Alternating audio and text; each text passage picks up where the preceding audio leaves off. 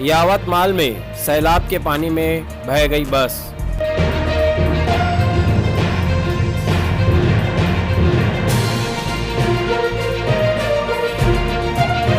उमखेड़ के करीब दागांव पास पुल पर हुआ हादसा।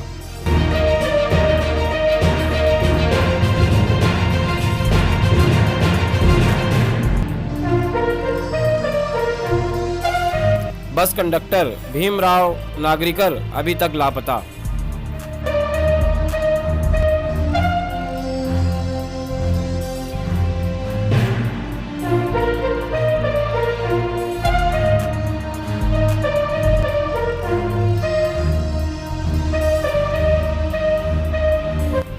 ड्राइवर की बेजा हिम्मत मुसाफिरों की जान का खतरा बनी।